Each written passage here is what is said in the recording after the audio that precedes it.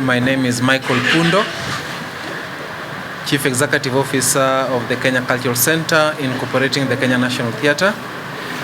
We are here in Nakuru as our first county for the program we are calling County Theatre Fiesta. County Theatre Fiesta is a capacity building program for theatre artists, theatre groups and theatre companies that are based outside Nairobi. And for this year, at the County Theatre Fiesta this year, we are covering 15 counties which will be trained in 6 centers. And so Nakuru is one of those centers, and the first one for that matter. In this center, we are having Nakuru and Narok counties. So County Theatre Fiesta, basically we are giving out, we are passing skills, theatre production skills to emerging producers and thespians with a view that they should be carrying out productions in their localities. One of the messages we are sending out is that artists, theatre artists outside Nairobi should start taking up theatre production as an economic venture. But they cannot do that if we don't give them skills that will enable them carry out professional theatre productions. So basically, we are having 2 activities in one. One, we are doing theatre training, productions which are supposed to be put on stage. But for this year, we have also introduced another concept of what we are calling audio plays. I know most of us only remember the radio theatre, and so we are also doing audio plays in a program we are calling Sauti za Boma. So we are also training artists who then will be able to produce audio plays, record them, either stream them in their platforms or find media houses that can stream those plays for them. And again, another avenue for diversifying theatre productions and the concept of making theatre be popular yet again. So we want to thank you. We want to thank the Nakuru County, more specifically the city management. Again, very important to us because Nakuru is a creative city, and so we are here hosted by the city management as part of fulfilling their mandate for the creatives of this region, being the first and the only creative city in the country. For this training center, we have about 81 theatre practitioners covered in this training, with around 14 trainers. And something I need to note is that the trainers we have selected are professionals in various fields in theatre production. They are people who have vast skills and experience. They have done major productions and very successful productions. So our rallying call is they need to share their experiences and their expertise with those young upcoming producers and theatre practitioners also. And just to make this field of performing arts be also professionally done. During the training, you challenged the team that is here, especially from Nakuru, and you told them that you don't want them in Nairobi, they need to use their skills that they learn there to stage their plays here. During the training, what are some of the sustainable strategies you have to ensure that this actually happens? Thank you. Now, one thing we need to note, and the essence for this program, for a long time, meaningful and successful theatre productions have only occurred in Nairobi. But at some point we have been asked, as a national theatre, is it a national theatre for Nairobi only? Our answer is, even though the infrastructure is in Nairobi, the nationalness of the Kenya National Theatre should be felt across the country. Now, for a production to have a national value, there has to be professionalism in it. That is why we have decided to come out to the grassroots to impart skills to talented individuals so that whatever they are putting on stage is professional. You will realize that we have had productions outside Nairobi, but they have not been professional because they lack certain qualities that a professional production is. For example, light techniques, sound use, and even other support elements in production. So, anybody who is skilled, say, in lighting, will not find need to be in a place like Nakuru because productions in Nakuru don't need lighting. So they'll all rush to Nairobi where productions use lighting and sound. What we are doing in this is we are training producers and directors in a place like Nakuru to also start incorporating light, sound techniques, makeup, and such in their production, so that then the people we have also trained in sound and light can then find work in Nakuru. And that is what I mean by we don't need the people we have trained for lighting to come to Nairobi. They should find work here. And our assumption and our goal is like that once you have been trained in this city, you should make productions in this city. You should entice the people in Nakuru to also start seeing the value of coming to watch theatre plays. Now, when we have audiences in Nakuru built, it means then producers in Nakuru will always have a constant need and urge to make production, to have productions produced in Nakuru. That then means by extension that the light technicians, the sound technicians, the makeup technicians will have work to do. That is the sustainability we are talking about. Is there any support to the team which is here post-training? Yes, and support comes in various ways. Might not be monetary, but in terms of technical support, yes. We are still ready to keep on helping them in terms of technical support, and I feel that is even more important. But again, we are also seeking partnerships, long-lasting partnerships, especially with the leadership of the city, to see how that can be supported going forward. So my name is Gitao Dabanja. I'm the manager Nakuru City, and we are so much about to host that is Narok County together with our creatives here in Nakuru City, and the partnership that we've gotten with the Kenya Cultural Center that have really helped us to have this exercise here called the County Theatre Fiesta. And with us here we have participants from Nakuru County and also the Narok County, and I really appreciate this forum, this training, because one, I must register that it was highly competitive. The participants have been selected from a very competitive process, and they are here to be honed their skill on how they are going to monetize their skills in the films industry. That is going to be beneficial to them in line with the national and the county government creative economy. And we are happy that being a creative city, the only in East Africa as a creative city under the UNESCO, having been designated under the craft and folk art, we also support other categories. There are 7 categories under the UNESCO creative cities, and films is one of them.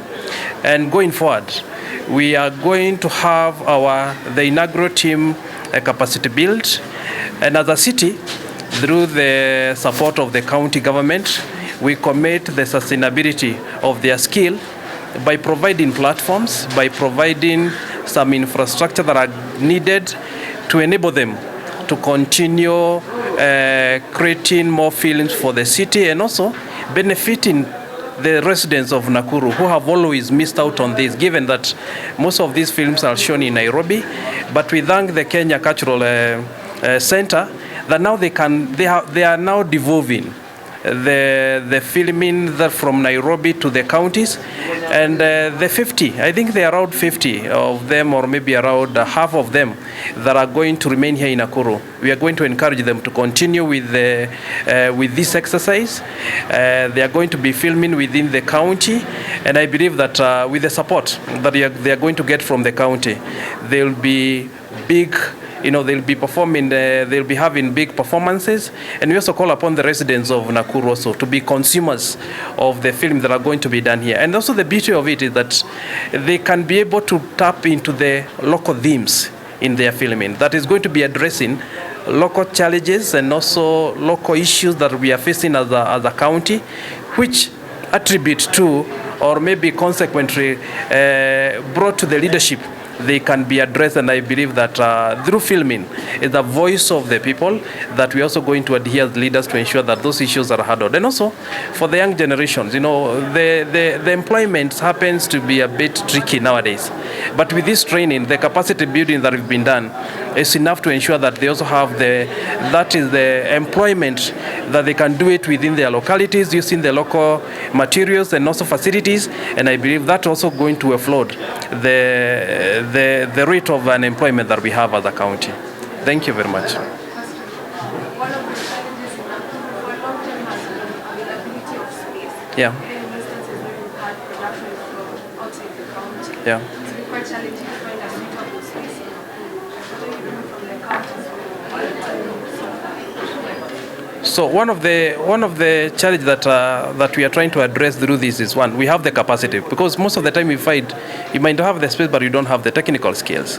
So with this training, I believe that the producers are also going now to have more, to seek for more spaces within the city. But also what we want to do as a government is that also as a city, we want to partner with the Kenya Museum, with their facilities there, so that we can allocate money and have a youth center or something of the sort that has all these facilities that also contribute to or addresses some of the needs that they have. So we are in talk with them, but also with this capacity training, we believe that they are also going to have private investors who are also going to come forth and be able to maybe provide facilities and equipment that are needed to do filming, given that there will be more work to do. Because the reason why you find that there is not much spaces, because there is not also massive filming and activities that need to be, to be filmed and also to be processed, and that is the challenge that we have. Yeah.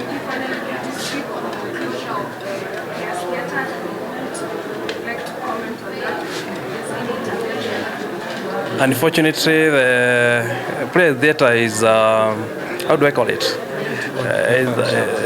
It's a membership club. So the county government or maybe the city might not directly interfere, but also we are in talk with the leadership to ensure that, given it also affects the economy and the youth of the city, we are also in talk with them so that they can also reopen so that our creatives can have spaces to practice, but also. Let me also register that we are also looking into a way on how we are going to help our creative through our government or public spaces, so that even if one theatre is closed, it is not closed entirely, because the beneficiaries are the ones who are suffering. But also, it's our appeal to the management that they ensure that they reopen as soon as possible, so that our creative can have an opportunity for them to practice. Yes, there's a hope. In fact, the governor has really expressed herself into that, and other reason why we are partnering with the other national agencies, so that if we can be able to get that space, we want to construct a modern state-of-art theatre that can also be beneficial to our creatives. Yeah. My name is Amina Hussein. I am a trainer. I come from the CTF. So CTF, basically, as our CEO has said, it's a capacity building program that helps theatre artists across all entire Nairobi, or all entire, Kenya, to be able to be equipped with theatre activities, theatre when it comes to theater, acting, and also all the programs when it comes to art activities. So basically our work is to nurture and make sure that we leave trainees on the ground while they are equipped with all these. Yes, so it has been an amazing journey for the past 3 to 4 days. We've been talking to our trainees, training them on all areas, including production design, marketing, acting, directing, you name it. So basically our main focus is to make sure that we are not remaining with the knowledge that we have in Nairobi. Ibaki tu huko. No, we are making sure that across Kenya, in all counties, we can be able to be having producers, theater productions with good quality production, that is. Yes. My name is Awino Sheila. I am the group leader for Playmakers, and this is our 5th day for CTF. I'm in a production design class, learning from Nancy and Brian Irungu. And Nancy is one of the nominees of the Oscars Award. And also Brian Irungu is the owner of Palettes Kenya, and the one taking us through the set design, makeup, production, and also hair design. Yeah. So the training has been awesome. For the past 5 days, we've been learning and also using it for our production, which we are supposed to perform on Saturday, our play.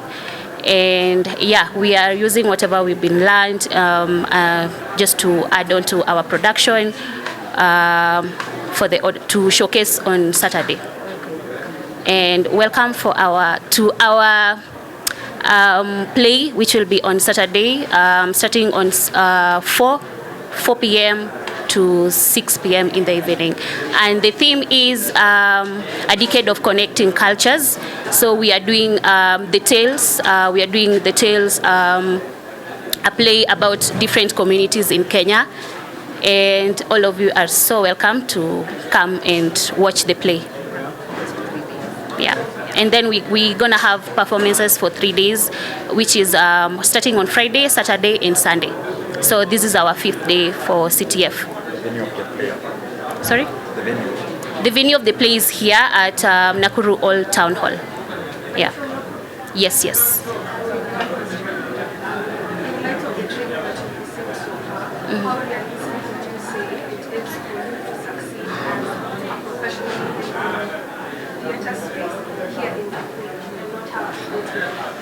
So we are basically using the sustainable materials from here, taught by, as we've been having the class with Nancy. According to our theme, like also the play we are doing, we are basically doing a historical cultural play. So yeah, so I won't mention the tribes we are using, but again, we are just using the materials because I'm a fashion designer. So we are just designing the clothes for ourselves, managed by the production we have, that is Playmakers production. So do you say budgets possible to drive fashion design? Yes. Because I'm a set designer, and that's what I do for living in makeup. So yeah, and I've also done several projects by Geoth, sponsored by Geoth and Nafasi. So it's something that we are doing for a living. Yeah. I'm the trainer for Sauti za Boma. So Sauti za Boma is an initiative about audio plays where we train from concept to the final product, which is the audio play. So audio plays, mainly Sauti za Boma is about telling African stories through the African lens, how artists and all of us can tell stories, African stories through audio.